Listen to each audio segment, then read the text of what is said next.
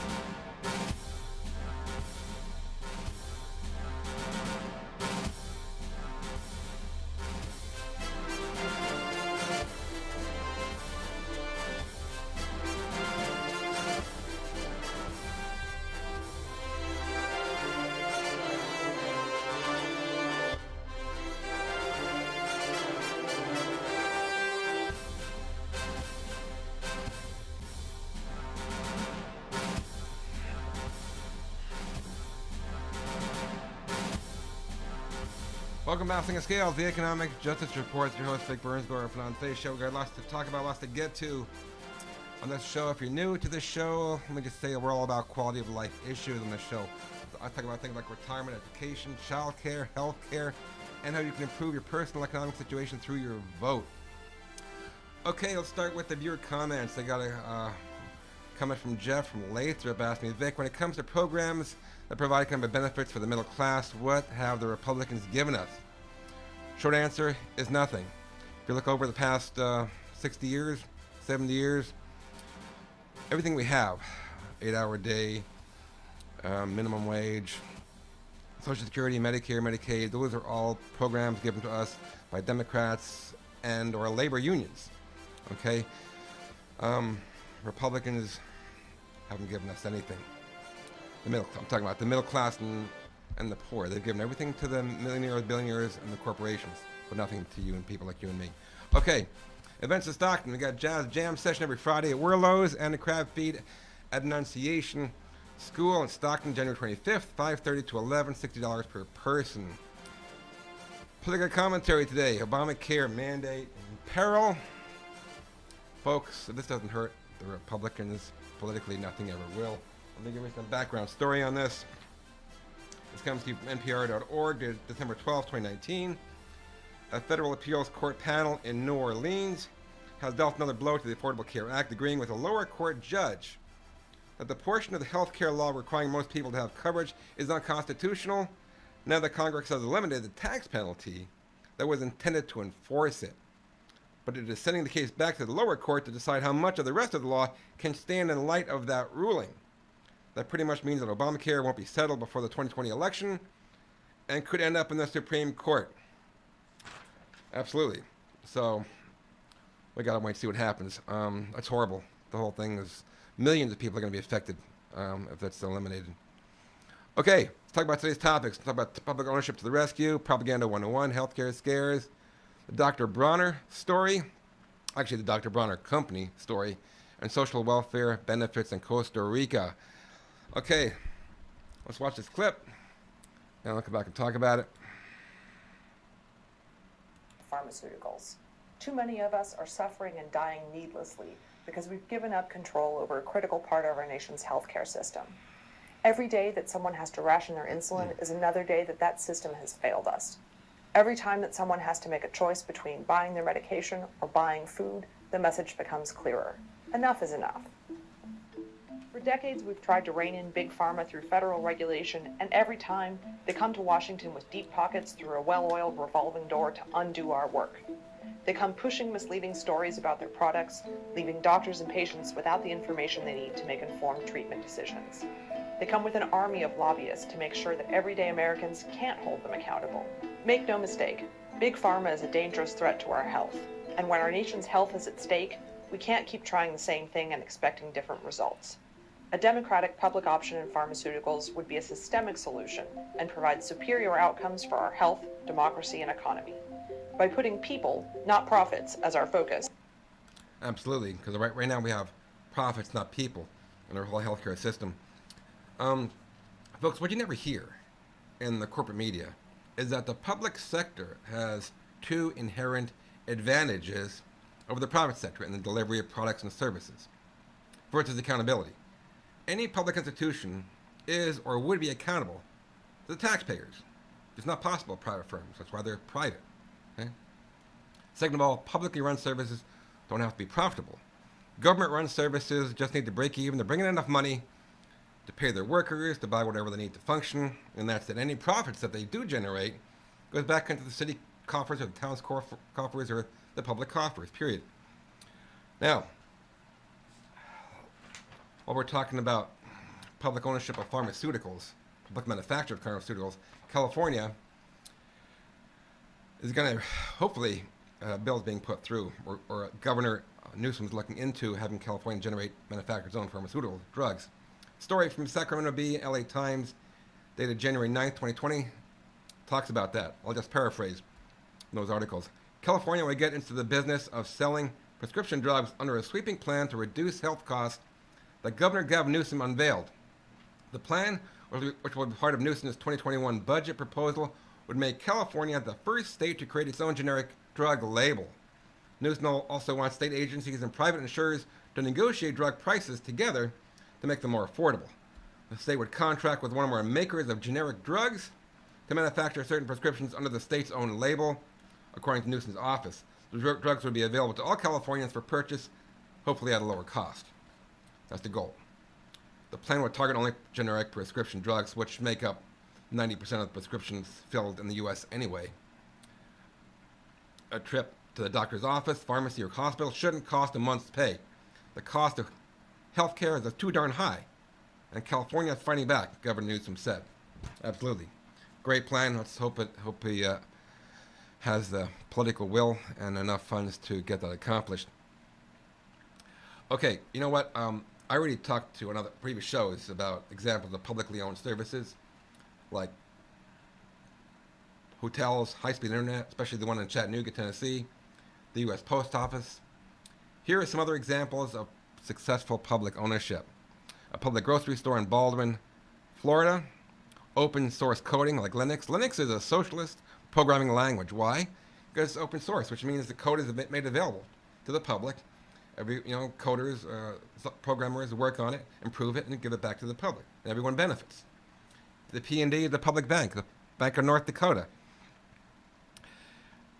Now, for example, if private healthcare companies are so great at providing essential products and services, then pharmaceutical companies too, if they're so great, well, then why do Americans have to go to Canada and Mexico for affordable dental care and their medications?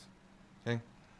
And how many elderly Americans, including libertarians, elderly libertarians, elderly Republicans, would gladly give up Medicare for a for-profit healthcare alternative? Okay? Folks, there's nothing scary about the word socialist. It just means publicly owned or for public benefit. For example, if a bar in a town is owned by your town, guess what?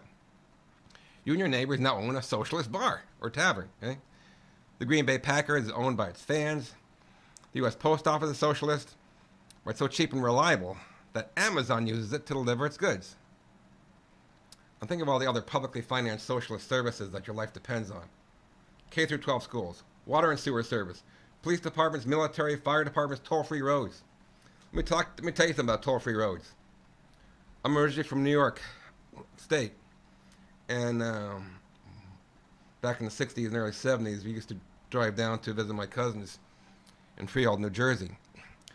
We only went there once in the summers. I asked my mom if we can go there in spring. She said, can't afford it. I said, why? Because it costs $10 on toll roads. $10 in 1970, folks, was a lot of money. I'm not sure if it was one way or both ways, but still, $10 in 1970, 69 was a lot of money. And you know what? It was a real pain to ramp up speed, slow down every 30 miles or so, and pay your toll. Then get up to speed and start slowing down because another toll road coming up 20 miles. We don't want that in California, okay? And even though we have the fast track here in some parts of it, it still feels like we're getting fleeced. You know what I mean? And again, let me read you something now. This is really, the irony here in the story will blow your mind. The story comes to you from pastemagazine.com, titled Small Towns in Red States Get Big Help from Socialist Grocery Stores, dated 11/2019 from pastemagazine.com. I'll just paraphrase a little bit of parts of it. In 2018, the only grocery store in Baldwin, Florida closed its doors, leaving residents with nothing but fast or canned food as dietary options. I guess the town's inhabitants, I don't know, there wasn't that many, maybe 19,000. It wasn't worth it for a private grocery store to stay there, so they closed up shop. And the mayor, townsfolk were upset. The mayor found an empty building or whatever, and they started their own grocery store. The Baldwin Market, they called it the Baldwin Market. The Baldwin Market opened its doors on September 20th. The 8 workers who started out, plus an additional 2 hired for the holiday season as business racks up, are all on the municipal payroll, the town's payroll. Workers from the town's maintenance department help unload deliveries, and Mayor Lynch can be seen strolling the aisles and offering help wherever it's needed. The Baldwin Market is a, get this, collectively owned, government-run enterprise. I'll say this again. This is a red state. A red town. The Baldwin Market is a collectively owned, government-run enterprise, which, for lack of other words, makes it socialist. In a town where 68% of residents voted for Donald Trump, 2016. That fact is fine print that they would like to stay that way. Having felt the absence of it, Baldwin residents would probably agree that fresh food is a basic need. it's just a bit ironic that they can't extend that sentiment to other human rights. To other human rights such as access to water, land, safety, healthcare, family security, or marriage, and a million other things that the president they voted for would like to take away from certain people. A socialist grocery store may be hard to swallow for these red towns, but that doesn't change the fact that they work, and they work very well. And again, let me just mention that 68% of the folks that love, in that red town who voted Donald Trump, love their socialist grocery store. That town is Baldwin, Florida, which is overwhelmingly in that town Republicans. And red North Dakota love their socialist bank, the Bank of North Dakota. And they would never get rid of it. It's been in existence since 1911. Okay, let's move on. Healthcare scaring, propaganda 101. Okay, let's watch this clip and come back and talk about it. So here we go. Big health insurance companies have teamed up with Republican operative Stephen Law to launch an ad campaign against Medicare for All. Watch their first ad. How long will you wait for care? In other countries with socialized health care, patients wait weeks, even months for treatment. Everyone forced into the same government plan, no matter how serious. Medicare for All would eliminate private insurance for 180 million people. You and every American waiting in the same government-run plan. How long will you wait? Here's an interesting fact about this ad. They released it on YouTube, and they disabled the comment section, and they disabled the likes and dislikes. I wonder why that is. Listen, nothing but rank propaganda. That's what this is. And this is actually good news because it shows you they're afraid now. Yeah, they're very afraid. The story comes to you from CBSNews.com, medical price roulette. I'm going to talk about that in a second. That's obviously the Kyle Kulinski show. Let me give you the backstory about what's going on here. The topic of propaganda is huge. I just selected healthcare today because the amount of propaganda you're going to be subject to, we're going to be subject to, in the next election cycle coming up is going to be astronomical. Why? The next president election has the entire healthcare industry running scared, as you just heard, because their for-profit gravy train may be coming to an end because of Medicare for All, proposed by Bernie Sanders, and because their propaganda machine is starting to lose its gas. Therein lies their problem. Now, what's interesting about this video, and this was pointed out to me by my neighbor. He was saying, like, and because Bernie, he heard Bernie talk about ads, healthcare ads. Millions of dollars are spent on ads like this, which means that millions of dollars, because we have a private for-profit healthcare system, they're not going. Millions of dollars are not going for patients who need care. Because money for those ads has to be spent on the ads, not on providing care. That's number one. Number two, there's a big ad mistake. Did you watch that, folks?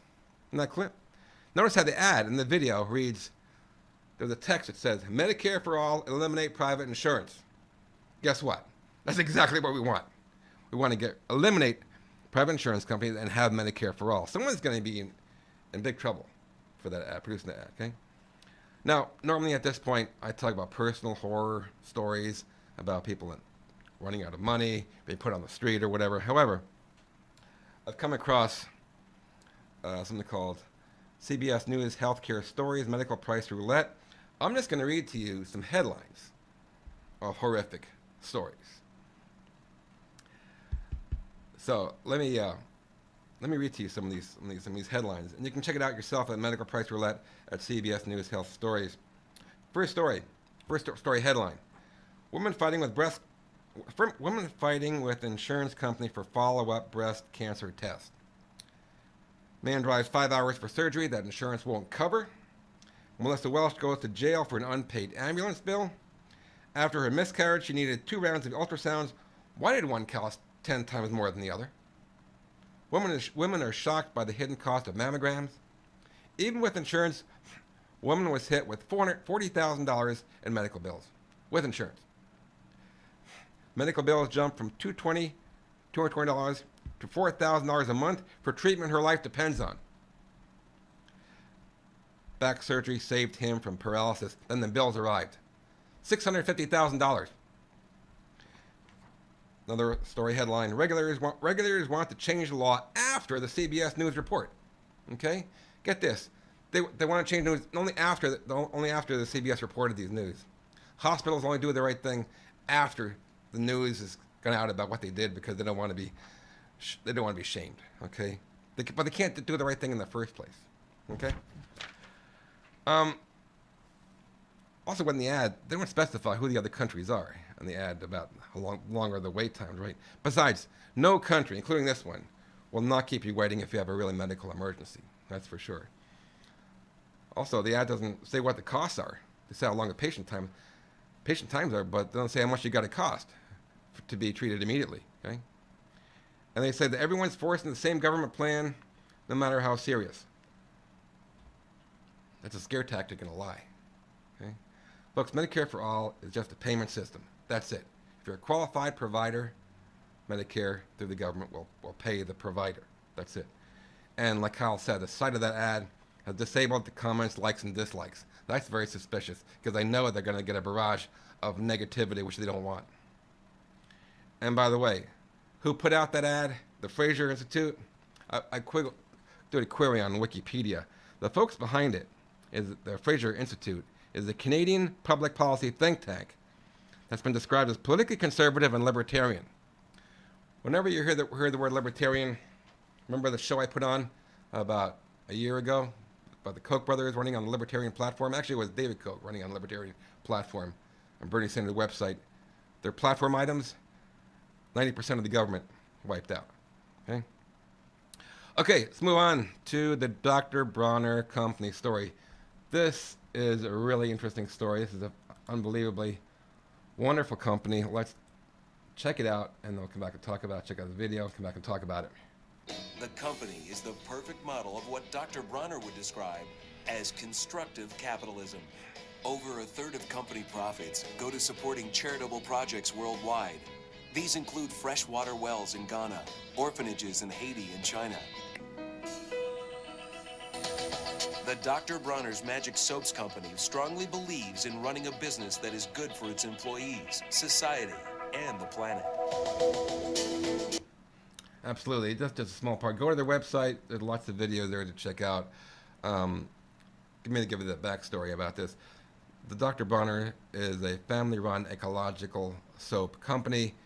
It's a perfect example of not just economic, but also social and environmental justice as well. It's the third highest ranked certified B Corporation for ethical, sustainable, and progressive business practices in the world. Remember when I talked about Benefit Corporation? I had a show on that a couple weeks ago. A benefit corporation can spend company profits on the public good without being sued by its shareholders. And Dr. Bronner is a public company. It's a B company, which means benefit company. Now, this is their philosophy. Treat employees as we would treat our family members. Throughout 2016, Dr. Bronner campaigned for a fair minimum wage by supporting initiatives, get this, to raise the minimum wage.